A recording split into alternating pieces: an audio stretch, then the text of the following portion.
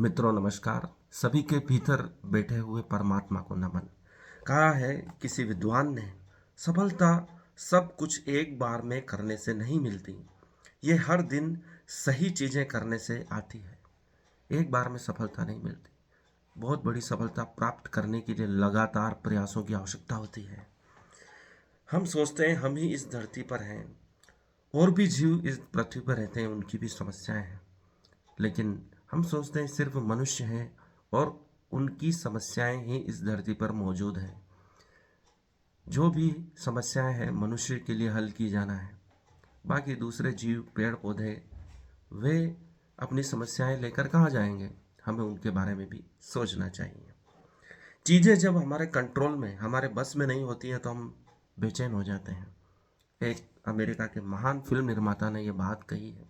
उसी बात को भगवत गीता के 6ठे अध्याय में 6ठे श्लोक में कहा गया है। यह श्लोक 18वें अध्याय के 6ठे श्लोक में इस प्रकार से विवेचित है।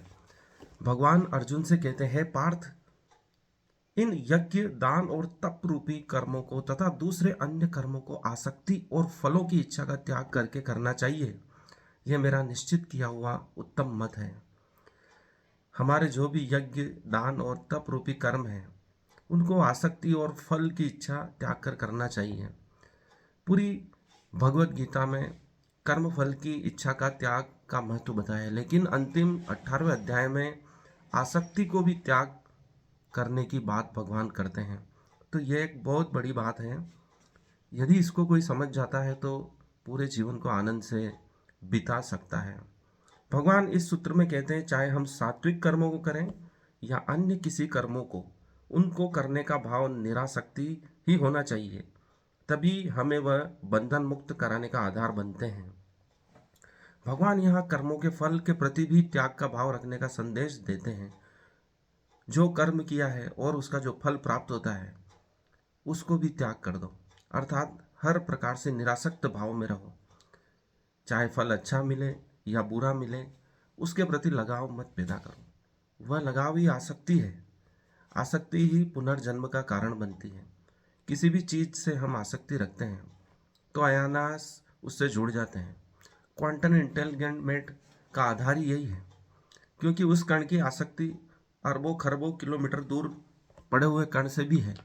इसलिए वह मूव करता है तो वह दूसरा कण भी मूव करता है, और आसक्ति मनुष्य में पुनर्जन्म का कारण बनती है।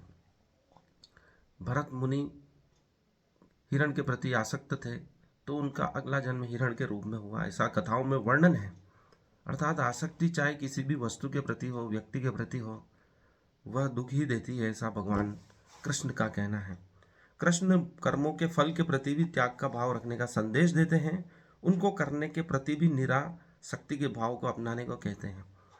कर्म फल प्राप्त हो जाए तब भी निरासक्त रहो, और करते हुए भी निरासक्त रहो। अर्थात कार्य करते हुए भी आप दृष्टा बन जाओ, उसके प्रति अपने आप को मत जोड़ो। सिर्फ दर्शक की भांति देखो, जैसे हम किसी फिल्म को देखते हैं। यदि हम ऐसा करते हैं तो कर्म से भी मुक्त हो जाते हैं और उसके फल से भी मुक्त हो जाते हैं। यही निरासक्त होने का भाव है जो अंतिम अध्याय में कृष्ण अर्जुन को समझाने का प्रयास कर रहे हैं।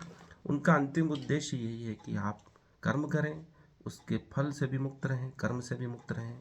इसे ही अनासक्ति कहा गया है, क्योंकि फलों की इच्छा तो कई बार छूट जाती है, लेकिन कर्मों के साथ संगतता का भाव कठिन हो जाता है। हम थोड़ी देर किसी कर्म को करते हैं, उससे दूर रहने का प्रयास करते हैं, लेकिन वापस उससे अटैचमेंट हो जाता है, कितना ही प्रयास करें। इसलिए ओशो ने कहा है कि बार बार अपने मन को उस अपने कार्य में लगाएं, क्योंकि मन का कार्य है हटना किसी भी कार्य से, क्योंकि उसे थोड़ी देर में उस कार्य में आनंद नहीं आएगा, वो बोर हो जाएगा। इसलिए उसको चंचल कहा गया है और उसे चंद्रमा से जोड़ा गया है, क्योंकि चंद्रमा चंचल है, उसका आकार बदलता रहता है। वैसा ही मन अपना स्वभाव बदलता रहता है, लेकिन हमें उसे बार बार अपने कार्य में लगाना होगा और दृष्टा भाव से लगाना होगा। उससे जुड़ना नहीं होगा, उसके फल से भी नहीं जुड़ना होगा। उसे ही निरासक्त भाव कहा गया है। 7वां श्लोक जो 18वां अध्याय का है, नियतस्य तु संन्यासः कर्मणो नोपपद्यते मोहतस्य परित्याग्यामसः परिकीर्ततः।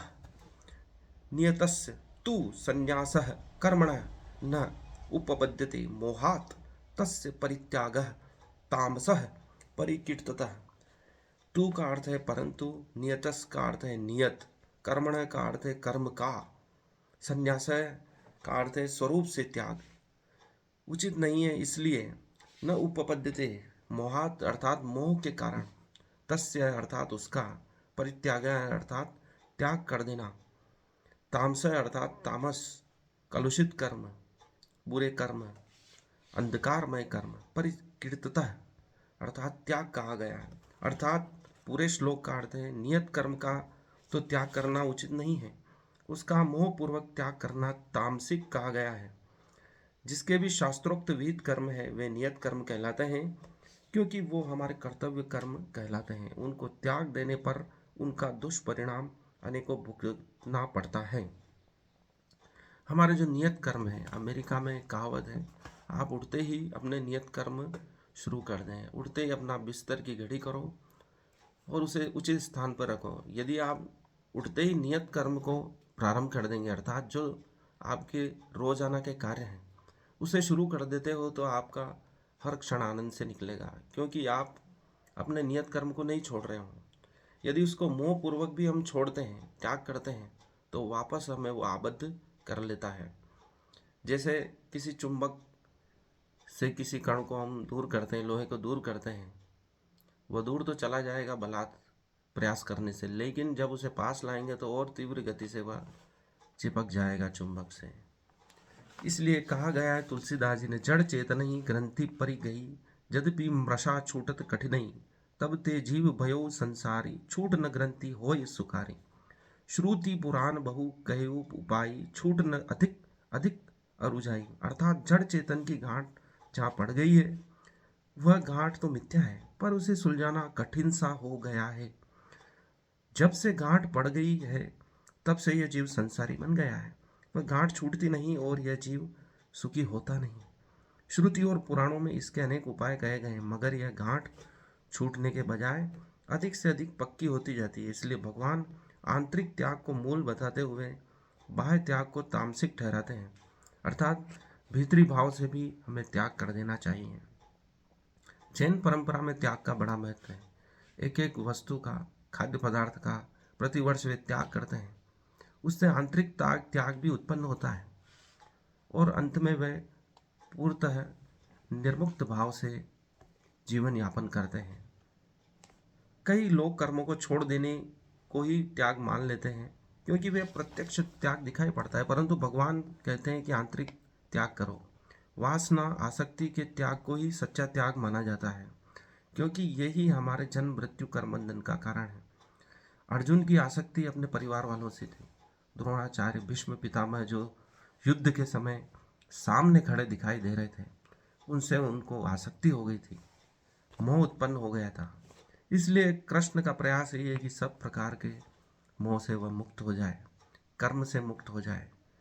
कर्म से मुक्त होना इसलिए आवश्यक है क्योंकि उसे अपने परिवार वालों को ही वध करना था। यदि वह उससे जुड़ जाता है तो वह पाप का अधिकारी बन जाएगा। लेकिन जब वह सोचेगा यह कर्म मेरे द्वारा नहीं किया जा रहा है, मेरे शरीर द्वारा किया जा रहा है, तो वह अपने पाप से स्वतः मुक्त हो जाएगा, ऐसा भगवान का कहना। नियतस्त तु संन्यास कर्मणो नोपपद्यते। अर्थात इससे पूर्व के श्लोक में भगवान ने त्याग के विषय में जो अपना अभिमत बताया है, उससे यह तामसिक त्याग बिल्कुल विपरीत है। इसलिए भगवान तू अर्थात वह जो शब्द का प्रयोग करते हैं ताकि वह भेद स्पष्ट हो सके। भगवान आगे कहते हैं मोह तस्य परित्यागमसः परिकीर्तित। अर्थात ऐसे नियत कर्मों को मूढ़ता से अर्थात बिना विवेक विचार के छोड़ देना तामस त्याग कहा जाता है। एक तरह से भगवान बाहर एवं भीतर के त्याग का अंतर भी यहाँ स्पष्ट कर देते हैं। जब तक हम संपूर्ण रूप से त्याग नहीं करते, अर्थात मन में भी भाव किसी वस्तु के प्रति, व्यक्ति के प्रति लगाव बना हुआ है, तो उसका हम त्याग नहीं कर पाएंगे। मन में तो उसी का चिंतन करेंगे, ऐसा भगवान का कहना है। भगवान सूर्य द्वारा ताप व प्रकाश प्रदान करना उनका नियत कर्म है। उसके अभाव में सृष्टि का समस्त कार्य व्यापार रुक जाएगा। ग्रह नक्षत्र का उनकी कक्षा में परिभ्रमण, नदी का बहना, वायु का प्रवाह इत्यादि सभी उनके निर्धारित कर्तव्य कर्मों को कर रहे हैं। अर्थात मनुष्य को अपने नियत कर्म नहीं छोड़ना चाहिए, क्योंकि पूरी प्रकृति अपने नियत कर्म कर रही है। बीज से वृक्ष बनता है, फल बनता है जो मनुष्य जीव उपयोग करते हैं, नदियाँ बहती हैं, सूर्य प्रकाश देता है, पृथ्वी अपनी गति से घूम रही है। ये सब अपने नियत कर्म छोड़ दे तो सृष्टि का विनाश निश्चित है। इस प्रकार भगवान तीन तरह के त्यागों का वर्णन करते हैं। उनका प्रारंभ तामसिक त्याग के विवरण से शुरू करते हैं। वे कहते हैं तामसिक त्याग हर दृष्टि से त्याज्य है। तामसिक त्याग को त्याज्य बताया गया है। वैसा करना संसार से मुक्ति नहीं दिलाता, वरन बंधन का ही कारण बनता है। इसलिए भगवान बार बार कहते हैं कि किसी भी प्रकार से हम दृष्टा बन जाएं, हम देखने वाले बन जाएं। जो देखने वाला बन जाता है वो कर्मों से नहीं जुड़ता है। ये ठीक वैसे ही है जैसे जल में कमल रहता है, लेकिन जल में रहने के बावजूद भी वह पानी से जुड़ता नहीं है। पानी उसको छू नहीं पाता है, उसको गीला नहीं कर पाता है, क्योंकि वह निरासक्त भाव से खड़ा है, मोम की परत लगाए बैठा है ताकि पानी उससे जुड़ नहीं पाए। वैसे ही हमारे कर्म होना चाहिए। एक दर्शक की भांति हमें कर्म से नहीं जुड़ना है। ये कैसे करेंगे, ये करना बहुत कठिन है, क्योंकि बार बार मन कर्म से जुड़ता है और उसके फल से भी जुड़ जाता है, उसके परिणाम से भी जुड़ जाता है। लेकिन बार बार अभ्यास करने के लिए कृष्ण अर्जुन को कहते हैं। पूरी गीता के 18 अध्याय ही अर्जुन को निरासक्त भाव में लाने का प्रयास है, ताकि वह अपने कर्म से न जुड़े, उसे अहंकार न हो जाए कि यह कार्य मैं कर रहा हूँ, मेरे द्वारा इस युद्ध की विजय प्राप्त की गई है। क्योंकि जब बर्बरीक से अंत में पूछा गया, जब महाभारत का युद्ध समाप्त हो गया था, कि आपने क्या देखा, जब बर्बरीक, जिसे वर्तमान में खाटू श्याम भगवान भी कहते हैं, उनसे पूछा गया, उनका सिर ही पूरे महाभारत युद्ध को देख रहा था। पूरा महाभारत दुर्योधन के वध के पश्चात जब पांडव जीत लिए थे, कृष्ण ने बर्बरीक के पास आकर पूछा कि तुमने क्या देखा। अर्जुन को अहंकार हो गया था कि पूरे महाभारत का युद्ध उसने ही जीता है, सभी प्रमुख योद्धाओं का वध उसने ही किया है।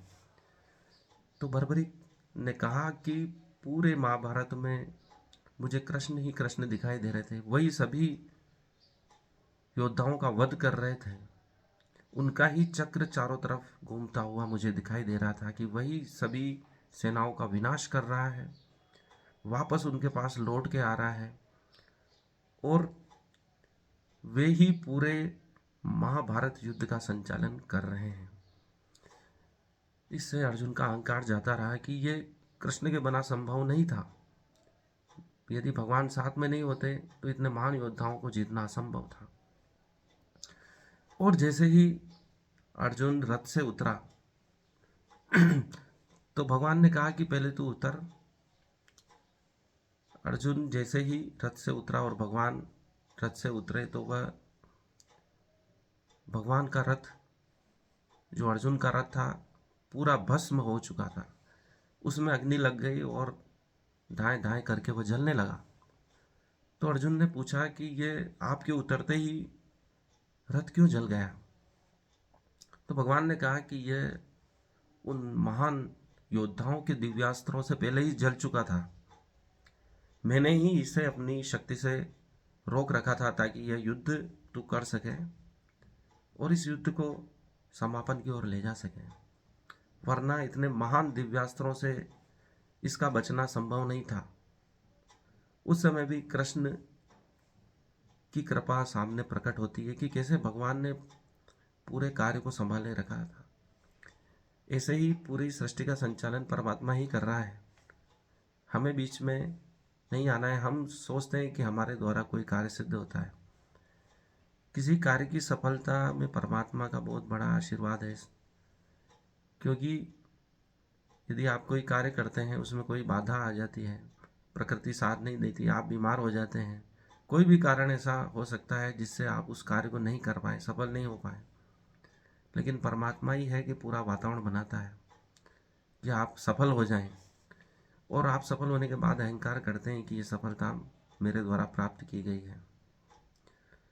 यही कृष्ण अर्जुन को समझाना चाह रहे हैं कि जो भी हो रहा है मेरे द्वारा ही हो रहा है। मामेकम शरणम व्रज, तू मेरी शरण में आ जा, क्योंकि मेरे द्वारा ही पूरे युद्ध का संचालन हो रहा है। इसलिए तू पाप में भी नहीं पड़ेगा और पुण्य में भी नहीं पड़ेगा। पूरी गीता का सार यही है। आज के लिए इतना ही। धन्यवाद मुझे पूरा सुनने के लिए, हार्दिक आभार। इस वीडियो को लाइक करें, मेरे चैनल को सब्सक्राइब करें और इसे अधिक से अधिक शेयर करें। धन्यवाद।